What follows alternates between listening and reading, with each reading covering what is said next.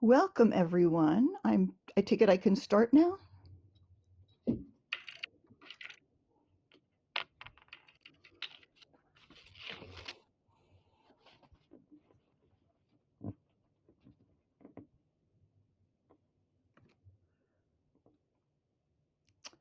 Well, thank you, Gentle, for inviting me to moderate the panel. Welcome, everyone, again. I'm Susan Toth-Cohen, Professor of Occupational Therapy from Thomas Jefferson University in Philadelphia. Great to be here. And I've treated a lot of people with severe pain and overlapping mental health issues, primarily from complex injuries and disease affecting the hand and shoulder. And in this work, I've been most interested in how people make sense of their changed abilities and life situations to navigate daily challenges. Outside of work, I pursue interests in music and art, playing several instruments and doing some different types of painting. So, to begin our panel discussion on pain and mental health, just to let you know, our panelists have a lot of different experience from patient and provider perspectives, and these perspectives relate to the topic. So as we move through the panel discussion, please do not type or talk while panelists are speaking. Also, I ask the audience to please hold your questions and comments to the end so as not to interrupt our panelists. Now, let's go ahead and hear from panelists. I'll ask each panelist to respond individually to 4 questions. First, tell us a little bit about yourself and why you think we need to talk about the connection between pain and mental health. We'll start with Carla.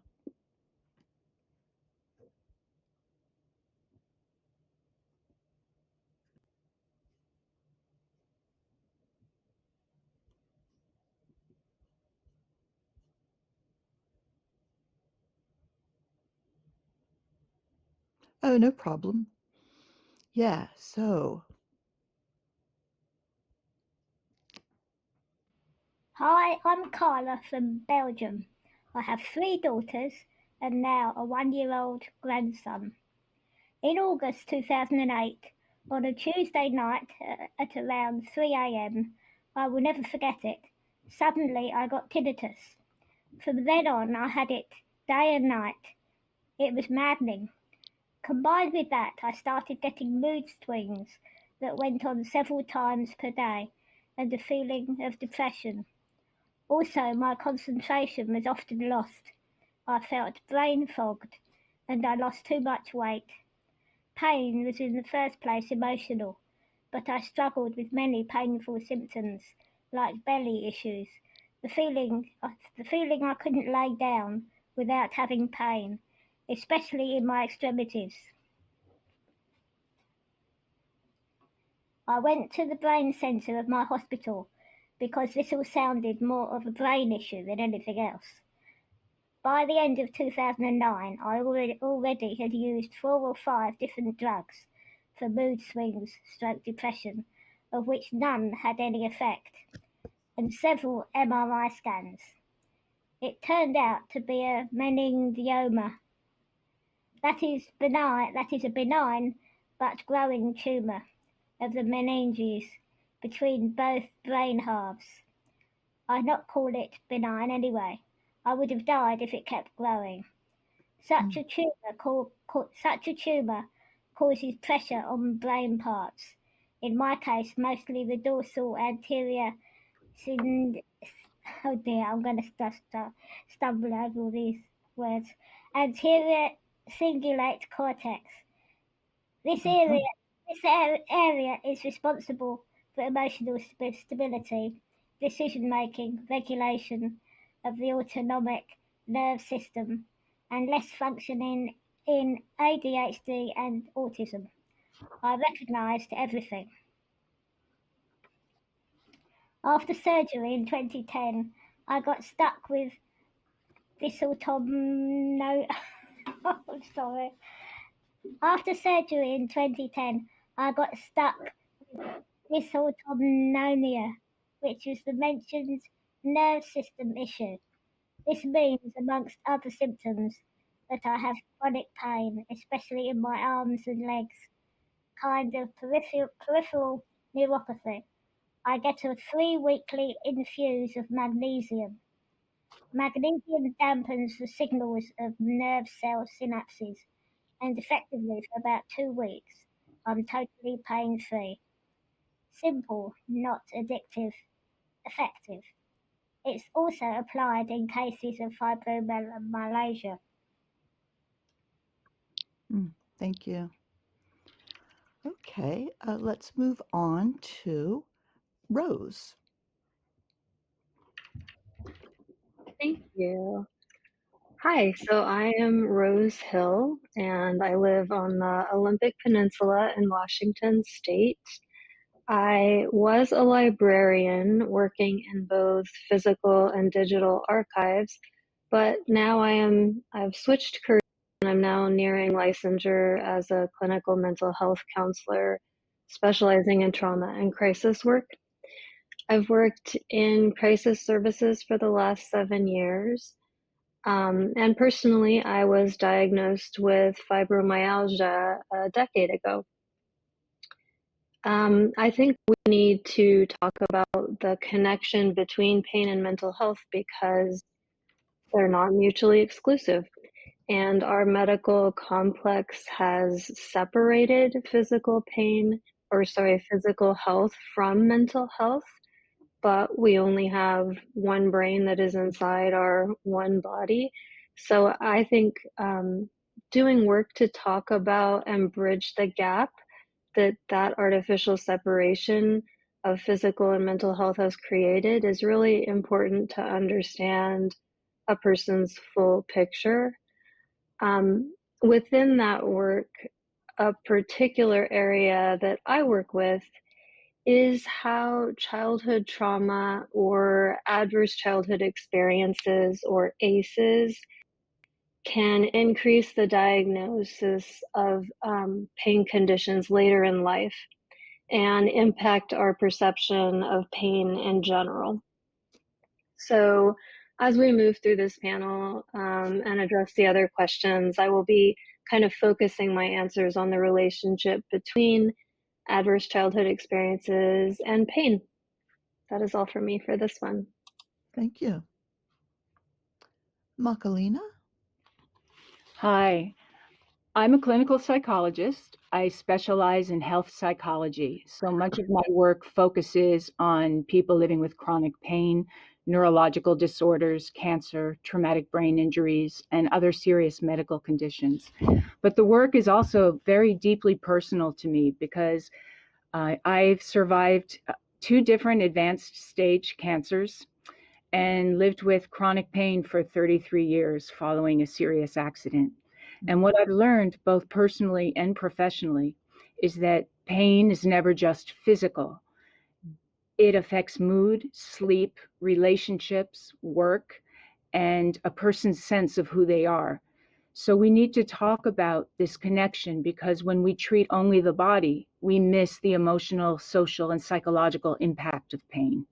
And many people are left feeling invisible in a world that's largely designed for able-bodied individuals. So true. So Thank you.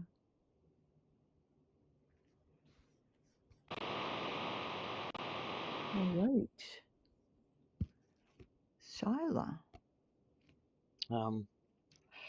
I am Shyla the Super Gecko, and in my 30s, I had extreme back pain, which doctors couldn't identify, and a neurologist offered to perform a surgery because he felt it would prove I was lollygagging, but he found an issue which none of the X-rays, MRIs, or CT scans made visible, and it was a tedious 4.5-hour surgery with a 50-50 chance of recovery.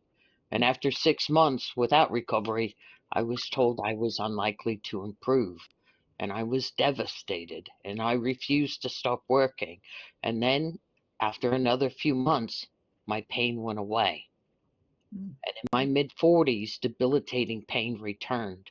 It resulted in multiple surgeries and a diagnosis by a neurologist, which, having retired, few other neurologists acknowledge, called arachnoiditis. And I had to ask the doctor I had to provide a letter to the doctor to support my reasons for attributing it, to prove my diagnosis. I didn't quite come out right, but there it is.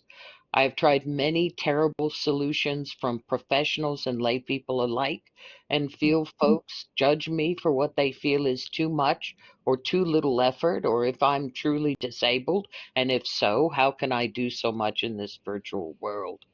Mm.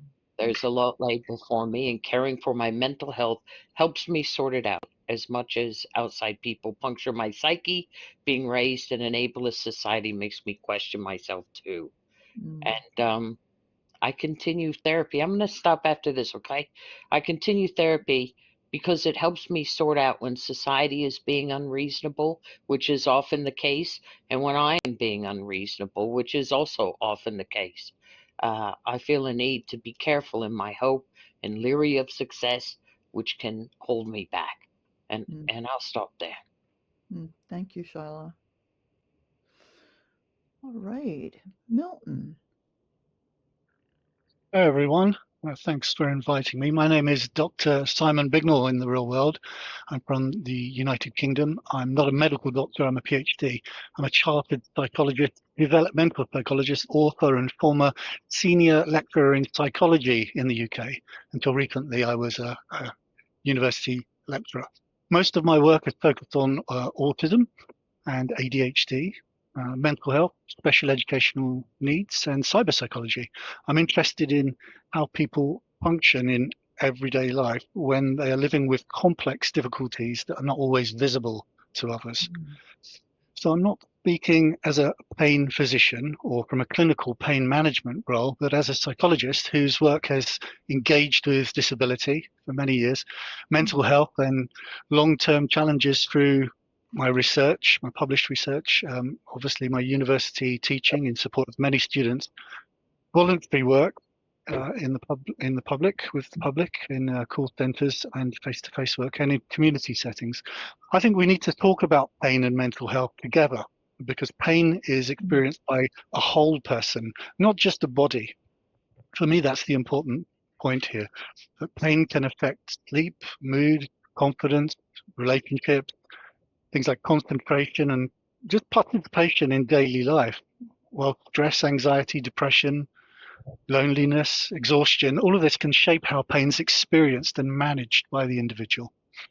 So for me, the useful question then is not whether pain is physical or psychological. I don't think it's as clear cut as that, but how we help people live meaningful, connected, and fulfilling lives while dealing with the realities of pain.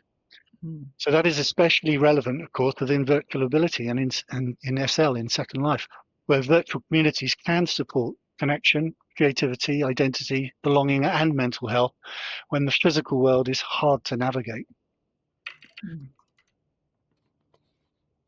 Thank you, Simon. Let's go ahead and move on to the second question, which is, in your experience, each of your experiences, what do you see as important intersections between pain and mental health? How do they influence each other? And again, we'll start with Carla.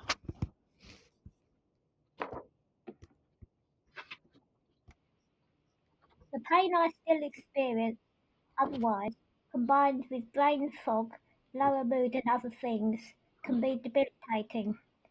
The luck I have is that I survived and I manage, but nature has shown me how strongly connected pain, mental health and physical brain functioning are. In my case, pain, mental health and autonomic functioning, that's temperature regulation, heartbeat, nerve system, are consequences of brain cell damage due to pressure. They can trigger each other, but none of them are the root cause of the others. Most people probably suffer more from mental health issues because of physical pain. I don't.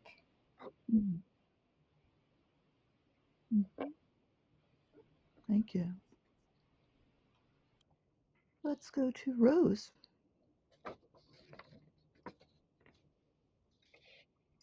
Yes, so the intersection that I think about a lot, and again, this is going to childhood trauma or adverse childhood experiences, is that childhood trauma and chronic pain influence each other, yes, but they also are sharing, the same biological infrastructure.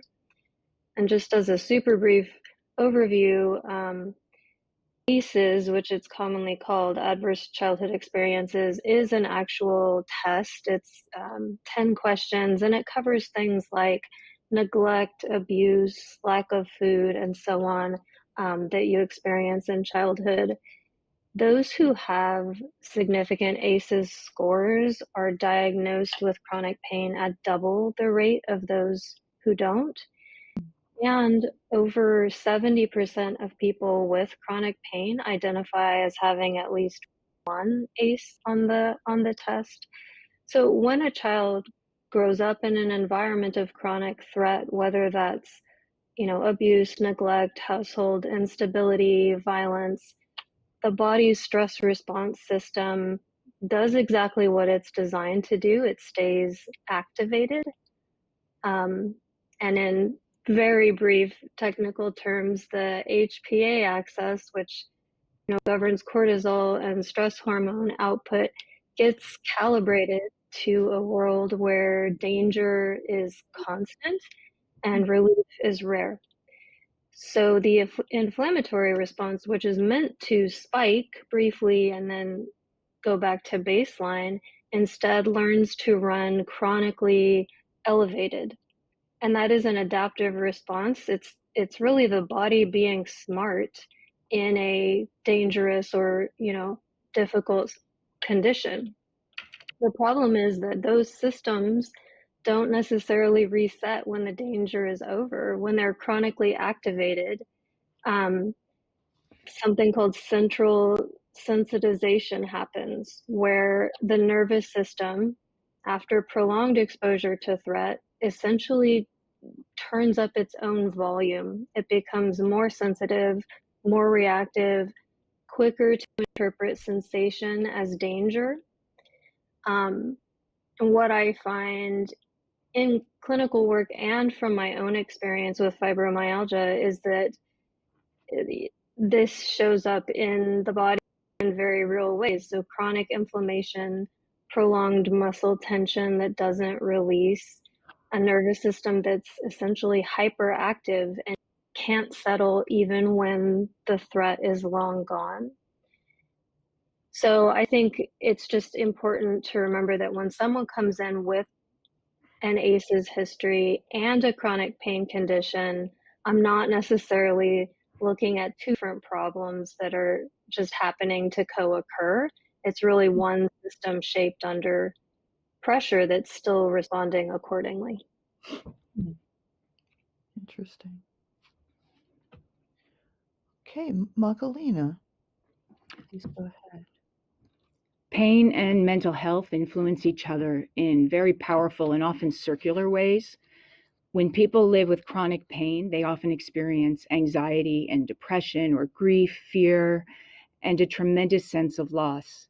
And they often lose activities that they love or the roles that were important to them, or the careers they worked hard to build, or they have less confidence in their own bodies. And one thing I see over and over again is this loss of identity. People say things like, I don't feel like myself anymore, or they'll say things like, I used to be strong, or I used to be adventurous, or I used to play sports.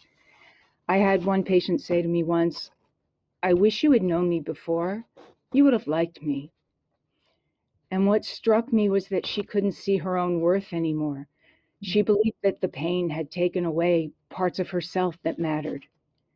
So pain can make people feel invisible to the people who love them, invisible to doctors and the healthcare system. Others may see the diagnosis or the limitations, but they don't always see the person behind the pain or behind the diagnosis. And I think pain is unique because it's one of the few human experiences that can never be fully shared. We can imagine another person's pain, we can empathize with it, we can listen to their words, we can see their injuries, but what we cannot know is what it feels like to live inside their body. And I think that's one of the reasons that pain can be so isolating. And I also think that that's why being believed matters so much to people living with chronic pain. And at the same time, mental health affects pain. So pain doesn't just affect mental health affects pain. Anxiety can increase tension and hypervigilance. Depression can lead people to withdraw from activities and their relationships. And as Rose just described so well, trauma can amplify how the nervous system responds to pain through central sensitization, which she also explained very well. So the relationship between pain and mental health goes both ways. Thank you. Shyla. Well, I think societal ideas and comfort zones play a big role for me currently. They are very ableist, and when I became disabled, that orientation really impacted my sense of self.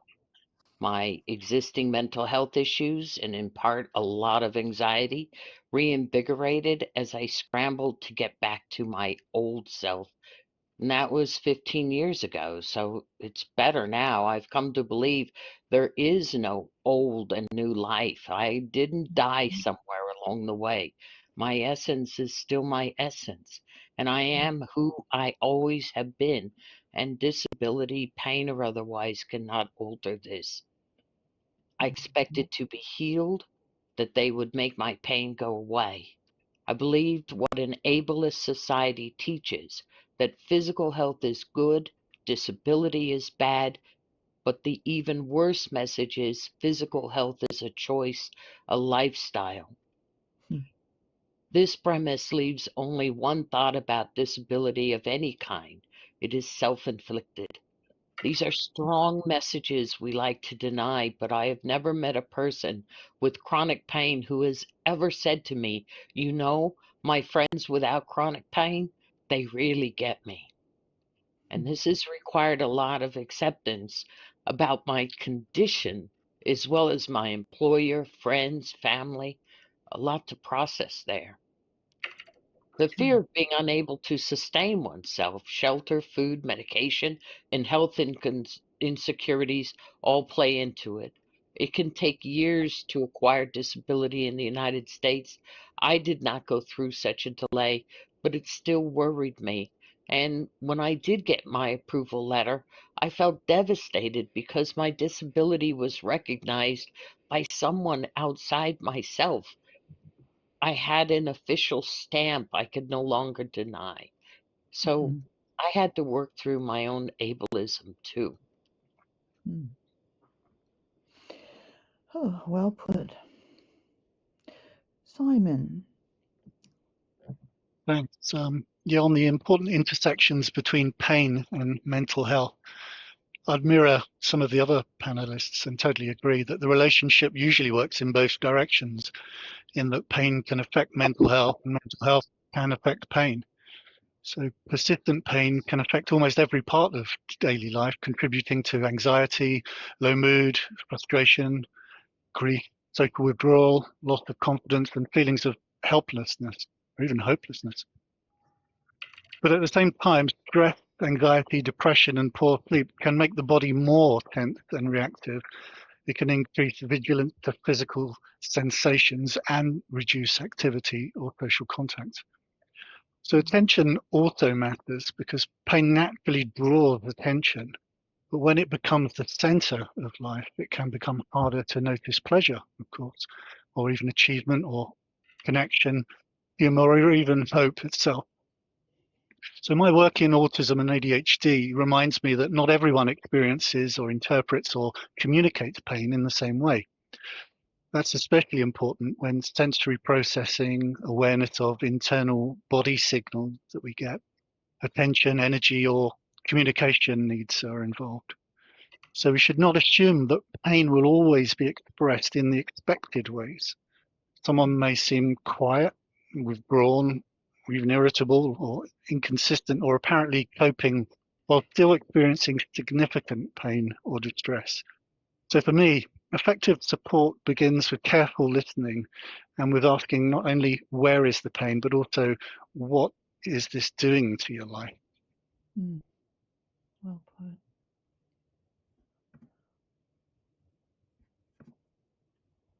Now,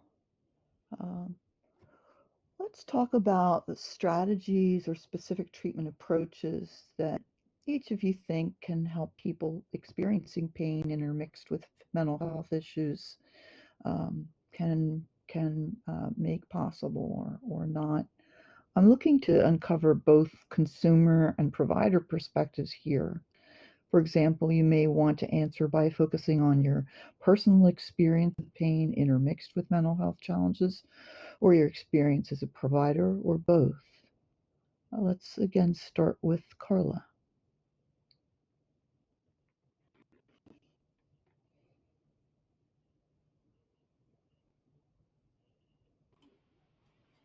Experience with pain, knowing the cause and knowing escape mechanisms are already half a solution, as it gives you courage. I also apply mindfulness techniques.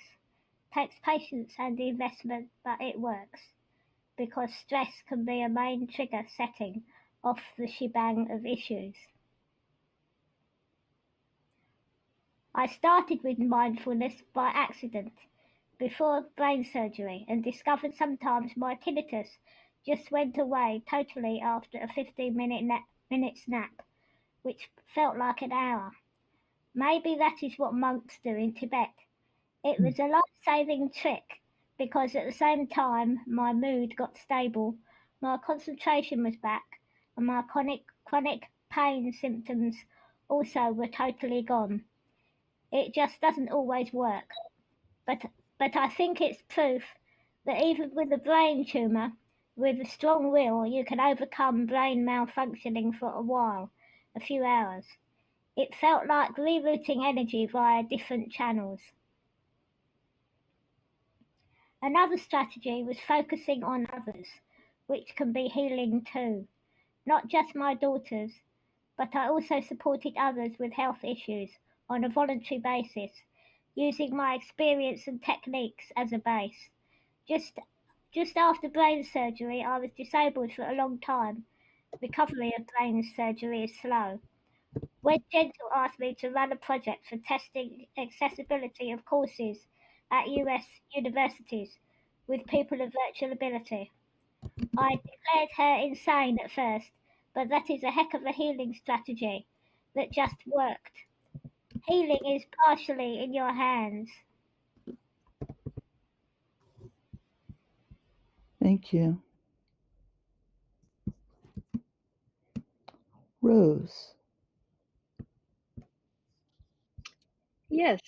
So, okay, for me, a first line intervention is a combination of psychoeducation and neuroscience education to help people understand both the impact of things like childhood trauma and the biology of what is actually happening in their body, because of the way our treatment system is structured, people naturally tend to internalize the split between physical and mental health. You know, body problems go to a doctor, mind problems go to a therapist.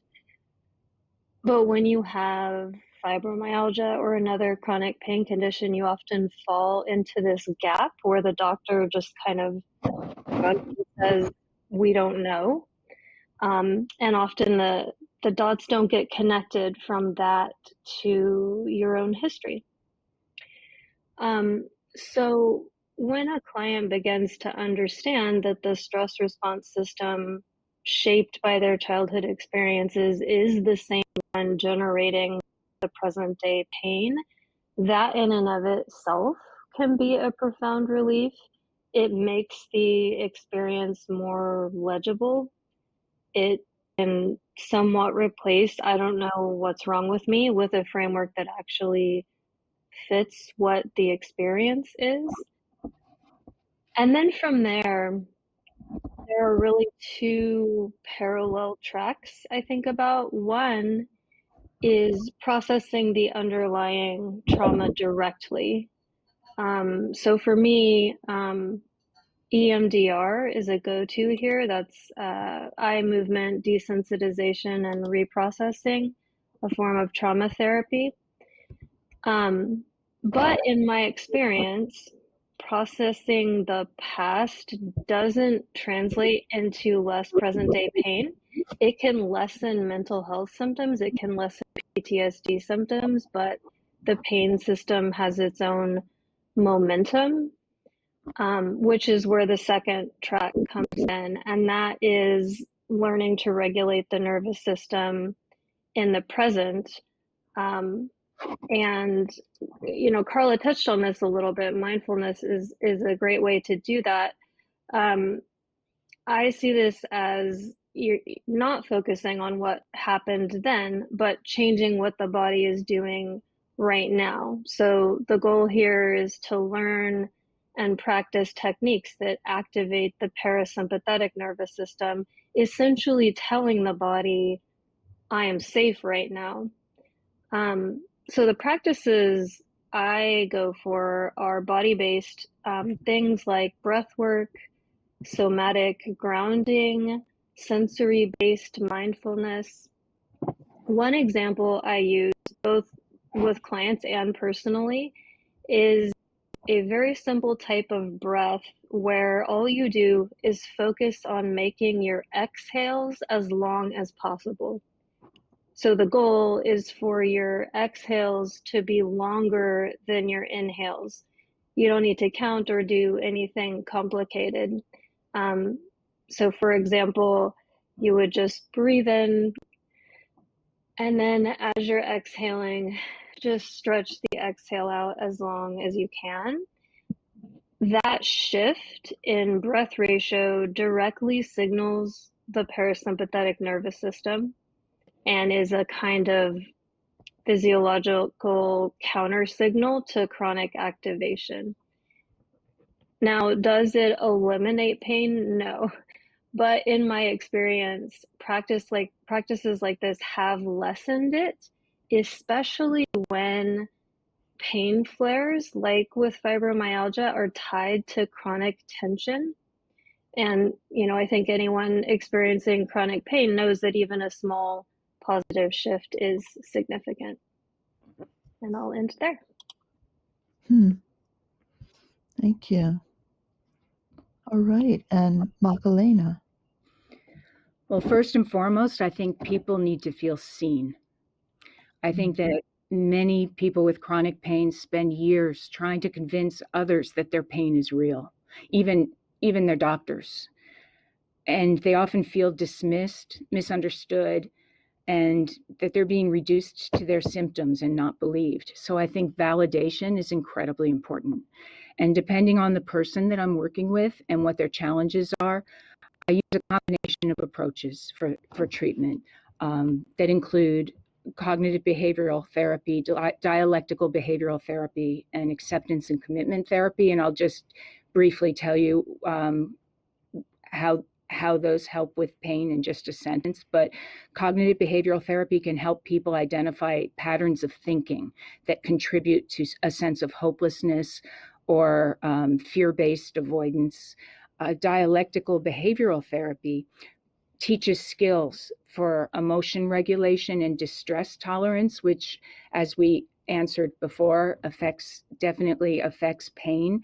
Mindfulness is another skill, especially during difficult pain flares.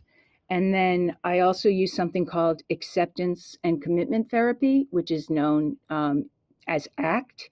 And that's been particularly meaningful in my work because it shifts the question from how do I get rid of this pain to how do I build a meaningful life even if the pain doesn't completely go away. Mm-hmm. And I also think another thing I work with people on is making room for grief. Sometimes people are trying so hard to stay positive that they don't allow themselves to acknowledge what they've lost. And they believe that if they're sad or they're angry or hurt or helpless, that maybe they're causing their pain to continue or keeping it from going away. And they feel guilty and they minimize their pain to others. And sometimes, they'll hide their pain or their feelings, or they'll put on a forced smile. And sometimes I call this the prison of positive thinking. People need to be able to acknowledge and express their sadness, their anger, and their fear without thinking that somehow if they do, then it's their fault they're feeling the pain they're feeling. Mm-hmm. And people aren't just grieving their physical losses, they're grieving the person they used to be and the life that they expected to have. And helping people process that grief and build a meaningful life alongside of their pain is often one of the most important parts of treatment. And then finally, I encourage people to reconnect with their values and their sense of purpose and meaning. Because although we may not always be able to eliminate somebody's pain, we can help people reconnect with the parts of themselves that remain intact and continue moving towards a life that feels meaningful. Mm-hmm. Mm-hmm. Thank you. Carla. Well, I'm not a specialist in this area. I can only tell you what's helped me. And some of it is grounding exercises. For example, like clapping on my thighs, breathing, considering what is the worst that might happen, what is the best that might happen, what's something more realistic. I take quiet time throughout the day. It's important enough that I schedule three around my other daily activities. In fact, I look at my calendar every week and I move them around to make sure they don't overlap with something else. I might engage in some reassuring words or reminders, like I am safe, or my essence is alive and secure, and the essence of others is most often good, and they wish me the best in all things. I'm competent and capable of managing my health care and assessing recommendations. Or I just might listen to calming music. But I do generally do breathing work during them. Cannabis helps me with pain, and the pain reduction helps with my mental health. It wasn't easy for me to get comfortable with that, nor to navigate its landscape, but I did eventually find some good resources. And support groups can be helpful. I attend one. I try not to go to every meeting. That's not healthy for me. The healthiest thing for me is to be active and engaged mentally. So Second Life plays a huge role in that. There are many things I can do here which are real enough for my brain to satisfy its lust for adrenaline junkie stuff, art, creativity, friendship, and community, all the things that make for a healthy life. Yes, even the drama. And and this is the most realistic place next to the physical world I have found. Thank you. Simon. Thanks. One of the beauties of coming last in the line is that everybody's said the stuff you want to say. So I couldn't agree more on helpful strategies and treatment approaches. Well, of course, the first principle is validation, isn't it? Listening to people. People need to feel believed, and psychological support should never be used to explain pain away.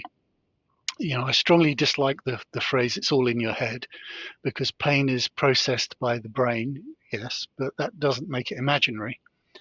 Good support should aim to reduce suffering, improve quality of life, and increase participation through an integrated approach.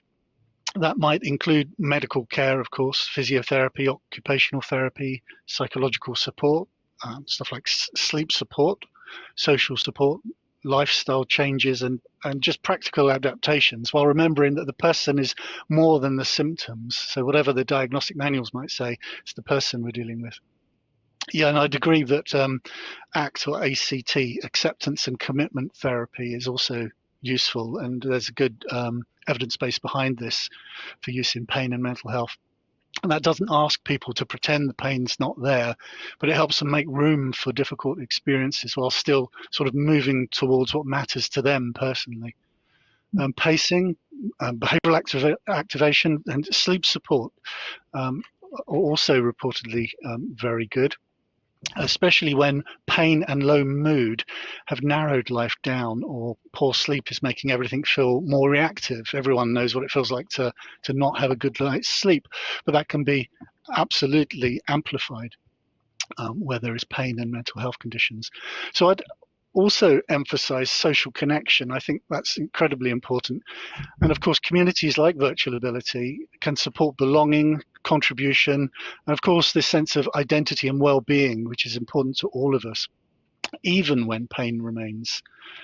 In my work for autistic people and people with ADHD, support often works best when it's concrete and structured, predictable and adapted to the individual communication and sensory needs of the person. So when it's fine-tuned for the particular strengths and difficulties that a person might be coping with. Thank you. Okay.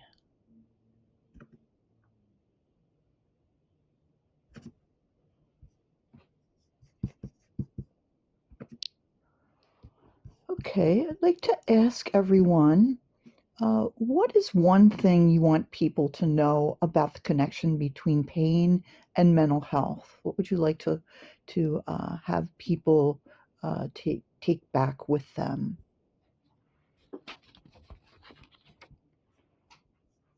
And we can start with Carla.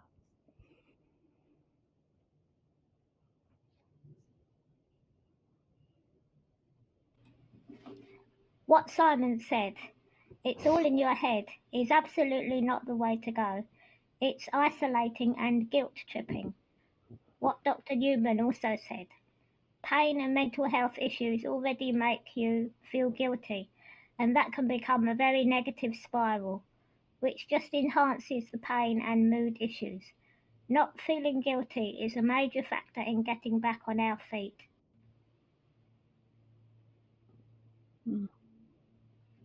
There is no straight line of cause and effect at all if both are triggered in the brain, but I also believe that this isn't a straight cause and effect connection, either when both are just processed in the brain.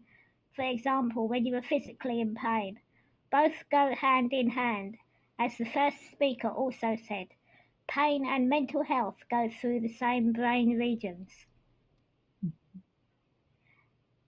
Also, even though my chronic pain is actually phantom, it feels exactly as bad as real physical pain, and it goes hand in hand with energy depletion, mood issues, brain fog, concentration issues, sleep disturbances, etc. I do think you can never see pain and mental health as two separate aspects. At the end, mind and body are intertwined in ways you only realise when it starts to fail. It's painful to realise that when it actually happens, but also quite a realisation and life lesson. Thank you. Rose. Yes. So I think everyone on this panel has said this in one way or another, but I think just knowing that pain and mental health are inexorably linked, you can't really separate one from the other. If you do anything to impact your mental health, it will affect how your physical body feels. And if you do anything to impact your physical body, it will affect how your mental health is. And I think that can be helpful to remember because it gives us more options for coping strategies.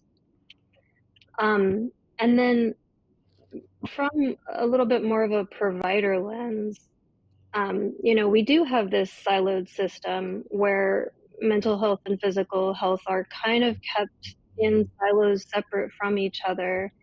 And so I think that as a provider, collaborating with your client's other providers is essential.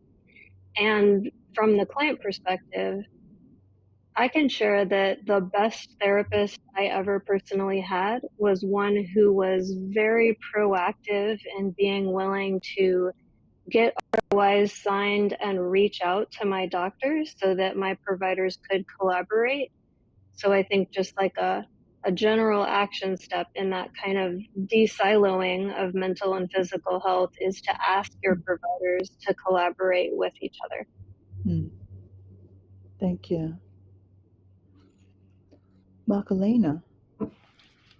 If there's one thing that I want people to know, it would be that pain may become part of your story, but it doesn't have to become the whole story. You are more than your diagnosis. And some of the most meaningful work I do is helping people discover that they're more than their limitations, they're more than their pain.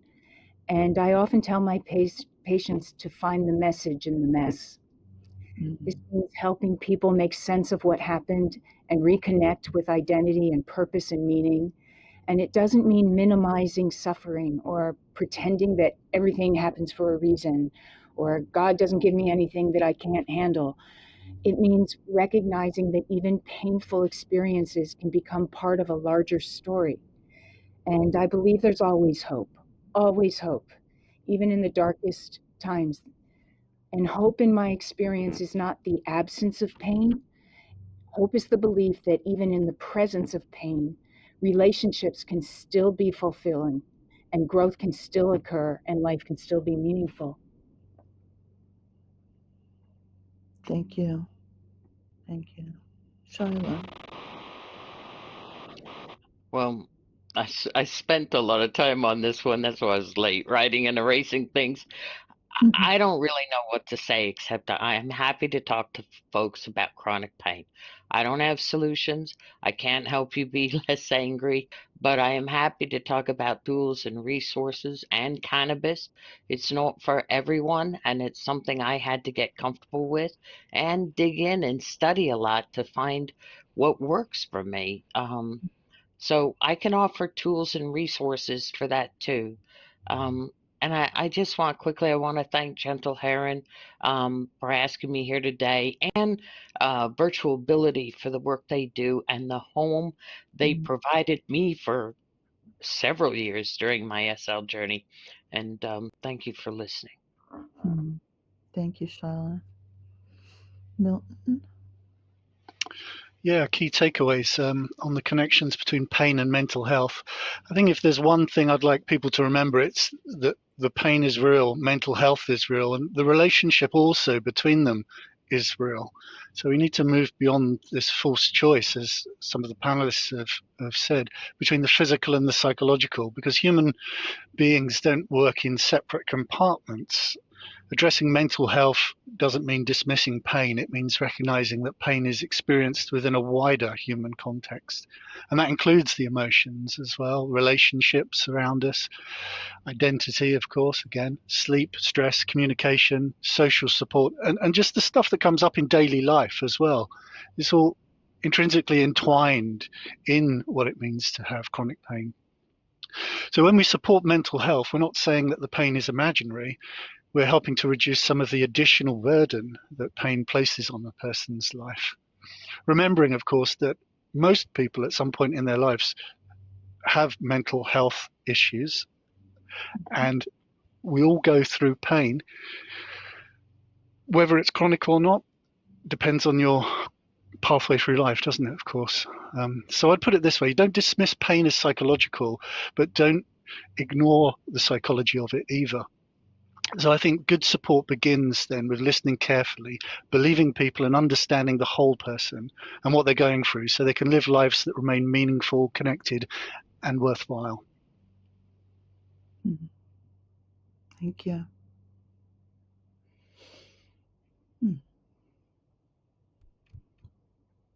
Gentle, did you want to add? So we're transitioning into our question and answer point now.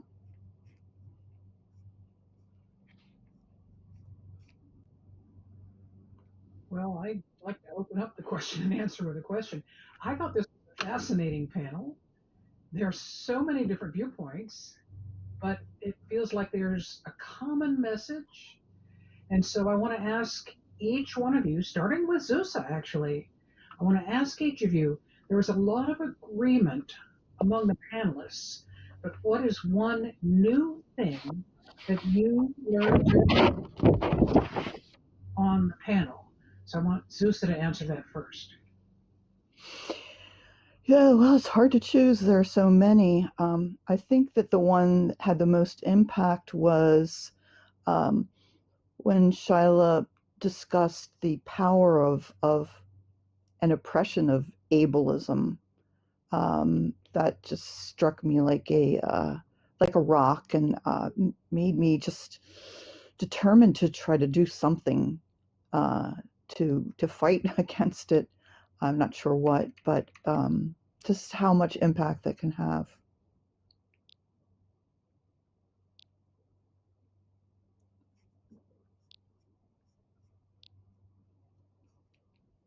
Okay, and so let's go on to Rose now, please. Yeah, you know, when I heard the question, I was actually, I went to that same point that you just shared. And what struck me about what you said, Shyla, was the internalized ableism piece. I think that is so powerful because ableism coming at us is one thing, but we also internalize all of these ideas of, I should have enough energy to do this. I should be able to get through this. And being able to unlearn that and recognize it when you're doing it, I just think is so powerful. So thank you for sharing that, Shyla. Macarena.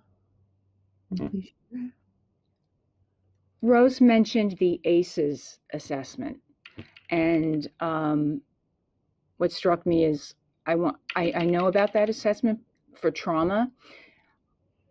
I think I want to use it more in my practice after this panel, because that's the one that if you have a certain amount of traumatic events in your life, it gives you a score, and you can make that connection between what trauma does in the brain and how that's related to pain and the way you respond to pain. So I think that through line between trauma and pain really struck me today. And then Shyla talking about specifically what she does, all the different things she does, whether it's making quiet time for herself, or whether it's the cannabis, and she said she did all that research, and the different skills, the different breathing skills, because she mentioned specific things. So that struck me too, is that it's one thing to say, like for me to say something like, well, cognitive behavioral therapy skills can help, or this can help. But I like that Shyla was able to make it more specific and talk about the things that have helped Shyla.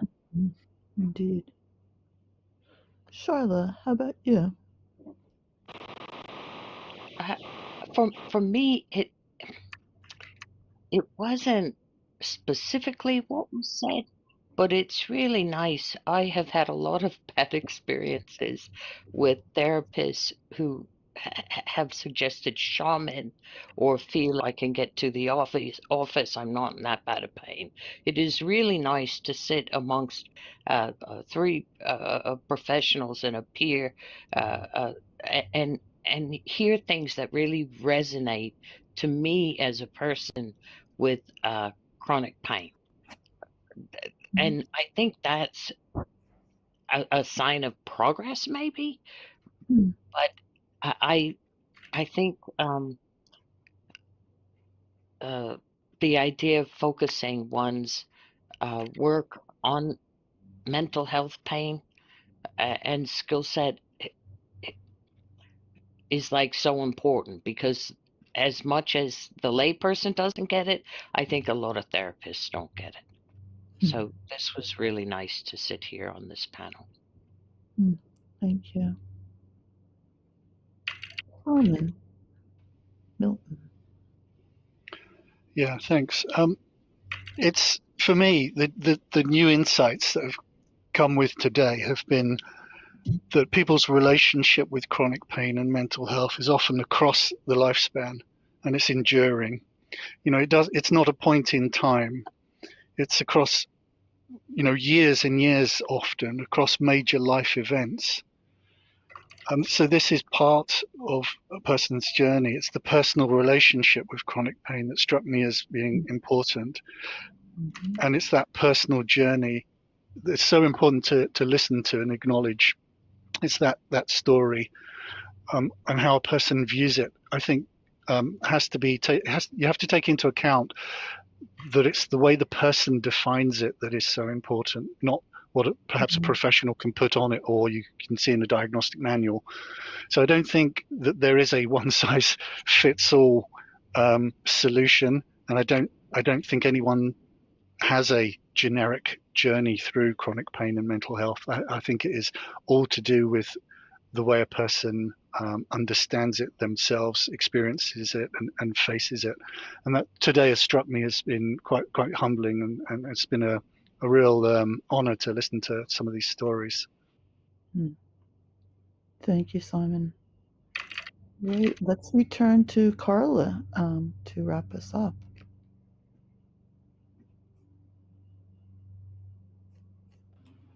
One new thing that I never saw this topic being discussed from so many different points of views.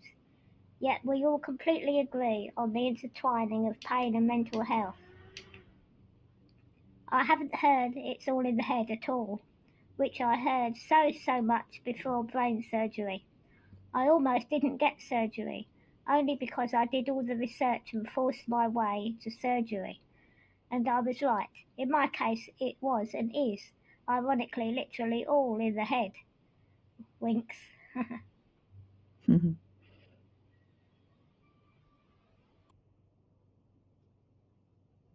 Thank you so much. All right. So many wonderful perspectives and very revealing on so many levels. I want to thank everyone who participated, everyone who attended. Appreciate you all. Any final messages? Okay, question for Rose. Is that okay to ask? Sure. Okay, this is a question for Rose from MOOC regarding central sensitization happening after prolonged exposure to chronic pain stimulus.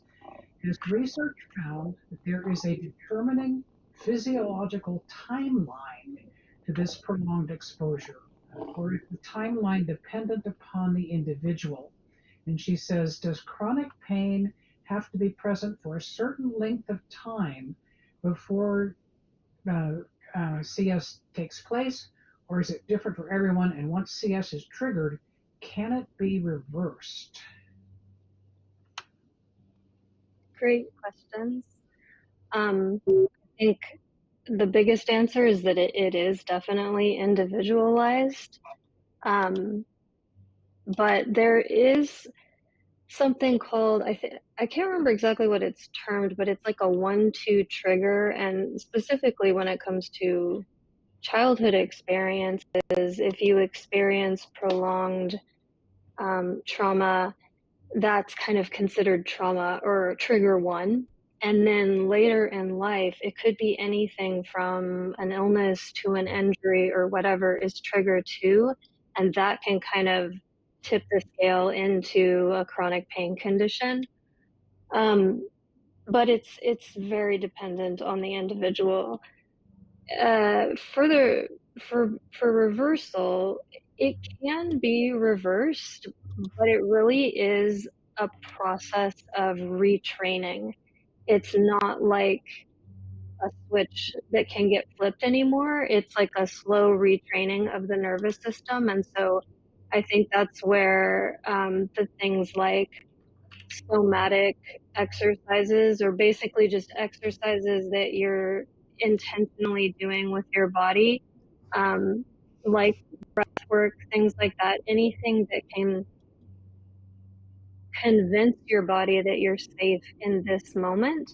If you repeatedly do those, you can start to basically unlearn or retrain that sensitization. But again, that's dependent on the individual too, but it is a process.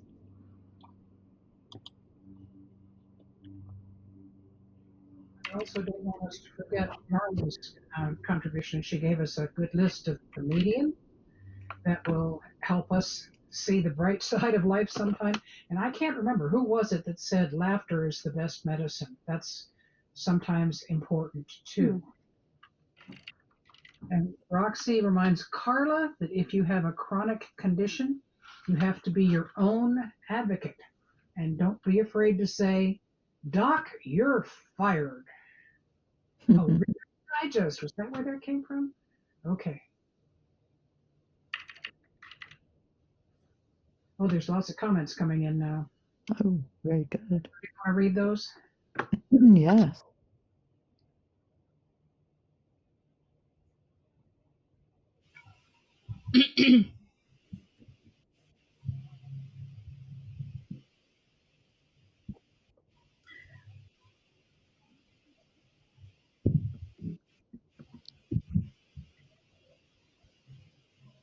And Simon is giving his contact information. That's nice if you'd like to contact him. He's in the UK. He's one of those retired people that never stops. Mm-hmm. Sorry, I was typing. Roxy, I went directly to the director of the brain centre, and the treating doctor was literally fired.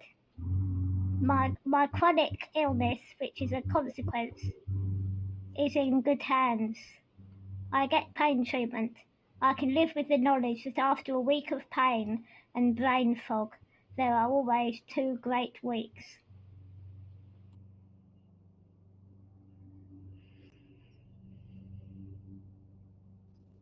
Marley, do you want to read your suggestions out loud?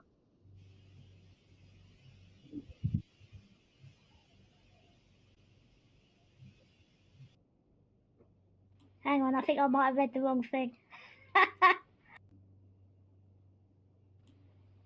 Believe in yourself, says Carla. Hmm.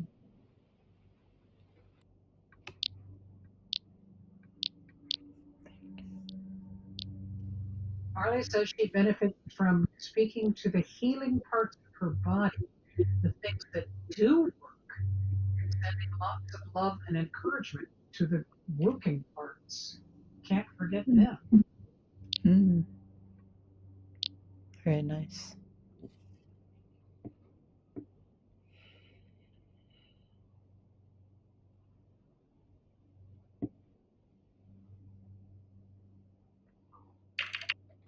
And to get a friend as doctor, GP.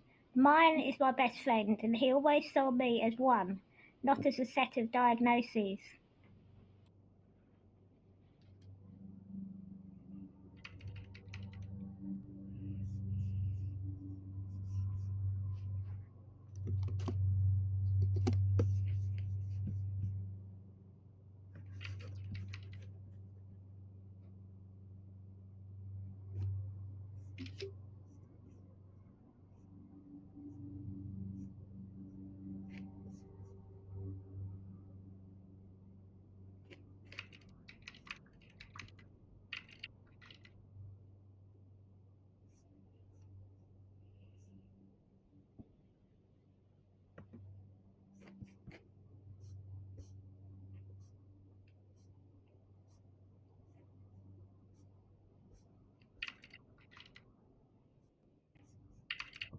And Simon is offering us a great final saying to remember that we're not ever alone.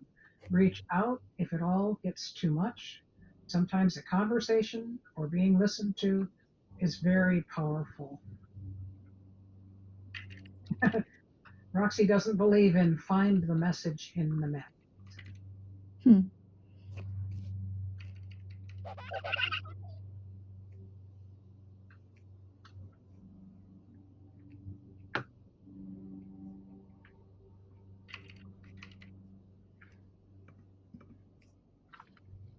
Marley says her daughter Jenny died when she was 21 years old after a short life of constant pain, but this is not what she focused on unless she was in a treatment space.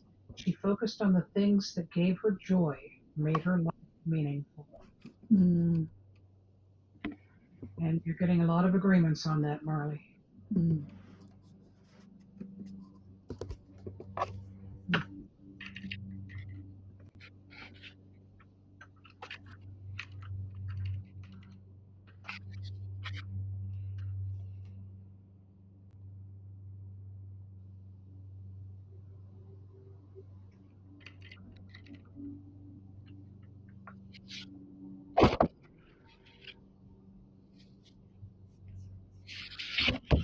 Maria, I'm sorry to hear that. A lot of us can sympathize.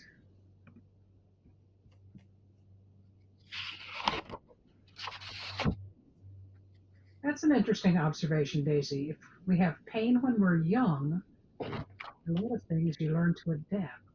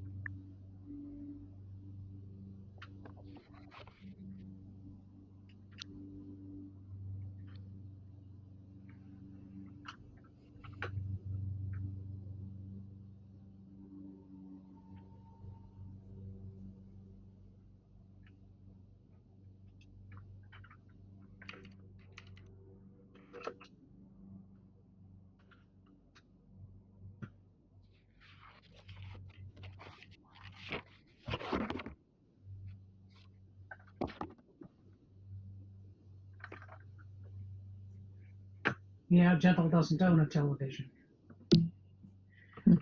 If there aren't any more questions for the panelists, I think we need to give big thanks to everybody on the panel and the moderator. Lots of applause. And I'd also like to ask the audience, would you please let the speakers know what parts of the world you're from? Please post it in the conversation window, either your country or your part of the world. Because I think that's important for them to know that they're reaching a lot of other places in the world.